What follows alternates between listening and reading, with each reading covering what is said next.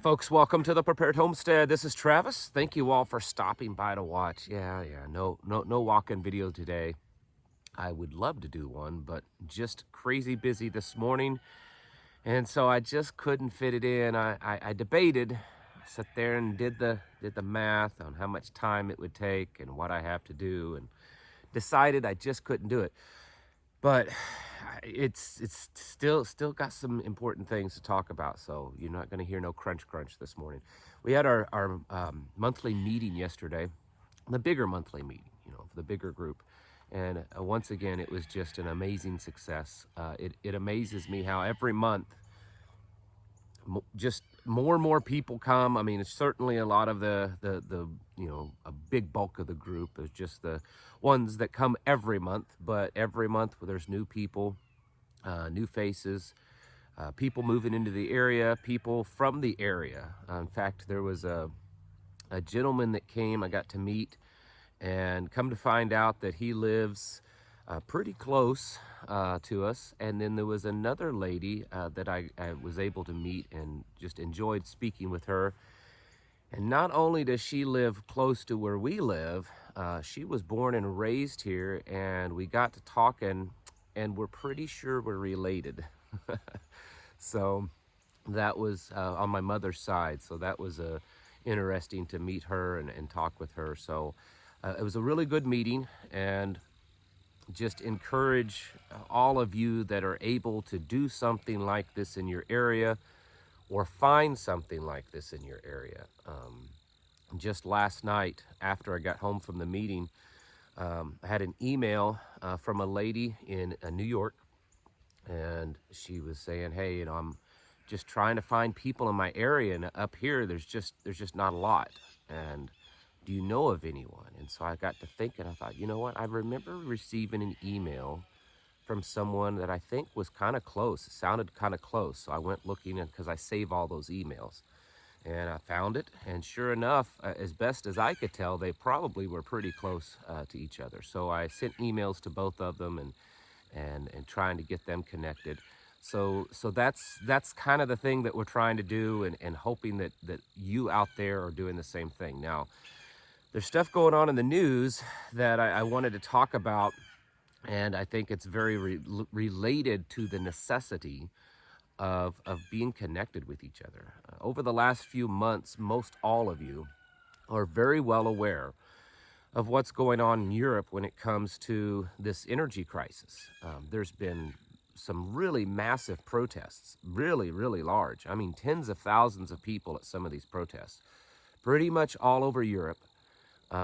We've seen things in the news and mainstream news stories and videos all over the internet where people are, they're having to really conserve energy, to the point that we're seeing restaurants in Europe, turn the lights off, and they're using candle power in the restaurants, or in businesses, that certain businesses have completely shut down because they can't afford the cost to keep the doors open, the utility costs, that they're paying thousands and thousands of dollars a month just in electric bills or heating bills.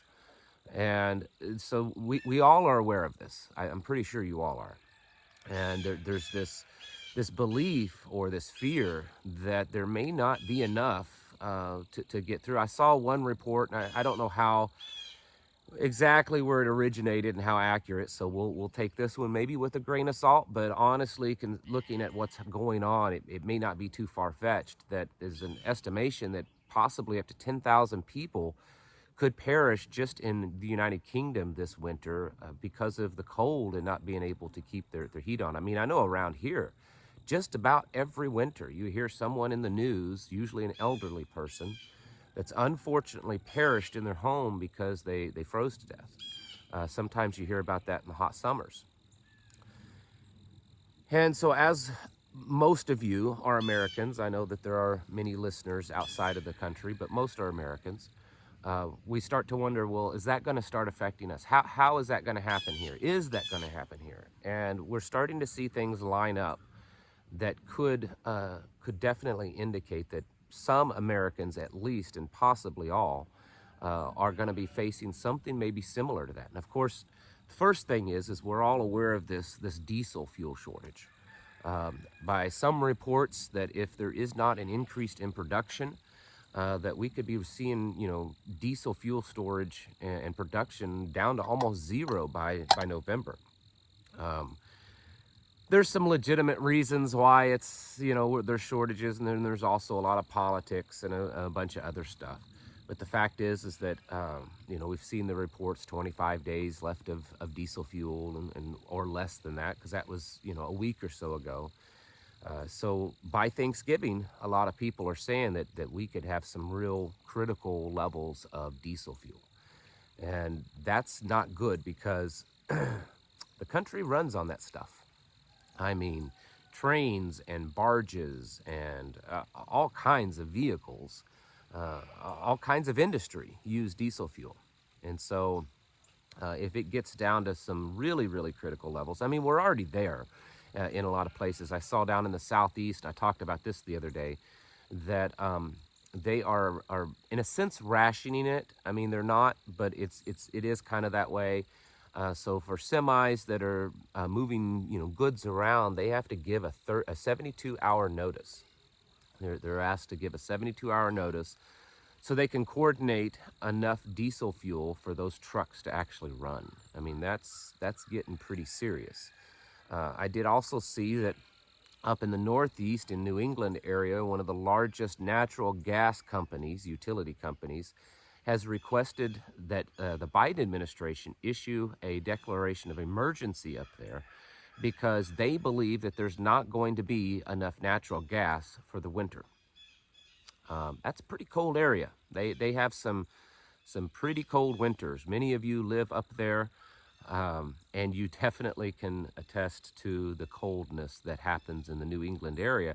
And so if New England doesn't have enough natural gas, that's going to be pretty serious. And then with the diesel fuel shortages, um, quite possibly by the end of November, and we're almost into November, another day and we're into November, that with the diesel fuel shortages and the potential of rationing or limiting the movement of goods, prioritizing, that could also see a problem, because a lot of heating fuels are moved around and distributed on semis.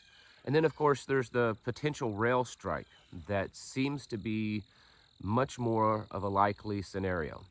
There are now 2 railroad unions that have said they are not going to sign on to this deal, and that they are preparing to strike.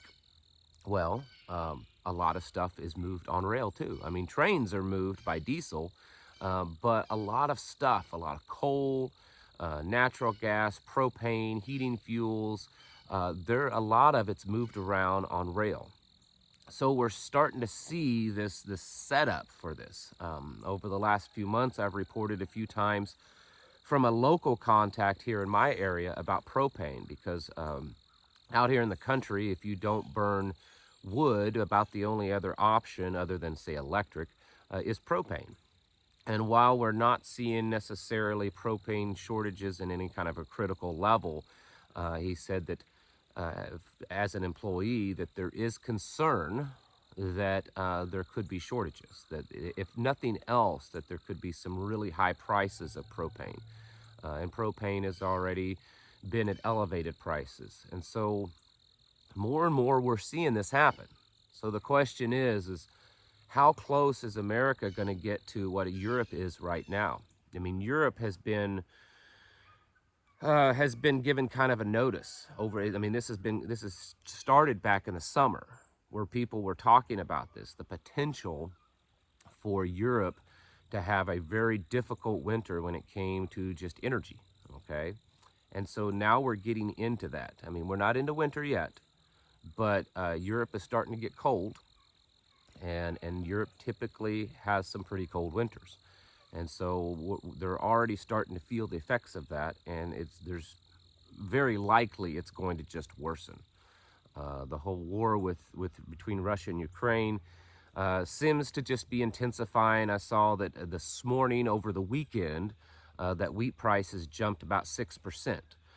due to Russia ending the agreement of allowing Ukrainian wheat to come out. So that's a food issue, but we're seeing a continually increase in uh, you know things going on with that. So it's most certainly also going to continue to affect the utilities, the energies that are being used to just live.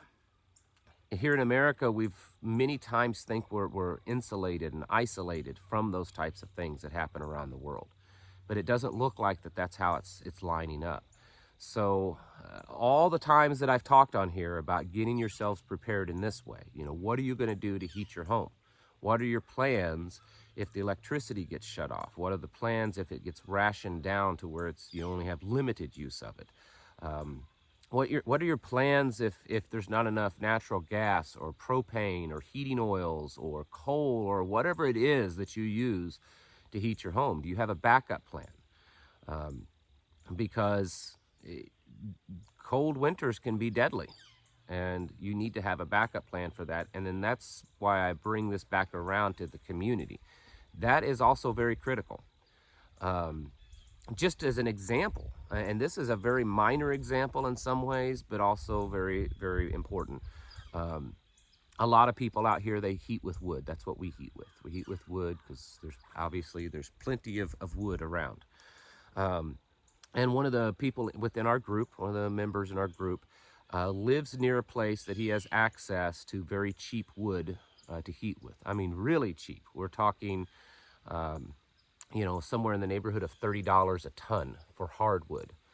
And so, as part of a community effort, there's been a few people that in the community that are kind of struggling that needed more wood. And so he was able to acquire wood at $30 a ton, which for those of you that heat wood, that's really cheap. And was able to, we were able to get them the wood that they needed. And so having that connection to the community, that's where we're helping each other out, okay? We're, I was speaking to someone yesterday at the meeting, and we were both talking about this, so kind of bouncing ideas and stuff off of each other. And he was telling me, he said, because he's part of another prepper group. He drove a few hours to come and attend and to make some connections with us. And he said, what we, self-sufficient prepper homesteader type groups, we have to realize that we need to make connections amongst ourselves. So you have the small group, your local group, and then you have a group over here, and they need to be in connection with each other. They need to have some agreements going on, some agreements to work together and to help each other out, because it really benefits us as a whole. So if we're doing really good over here and this prepper group, kind of our neighbors, are struggling, uh, as people struggle more and more, they're pushed further and further to do things that they may not do. And we don't want to make enemies of other prepper groups. We don't want to do that. We don't want to make everybody vulnerable, but together we can work together and we can help each other out. And so that was what he and I were talking about, of coming up with some agreements that we're this mutual kind of aid agreement, that we can help each other out in times of need. And I think that that's something that's really important within a group and within multiple groups. And with the way things are lining up with food, with energy, with other things, the cold, dark winter that we've all heard about could very well be upon us. And there's not really a whole lot in the outlook indicating that it's going to get better anytime too soon. And of course, we're not even at winter.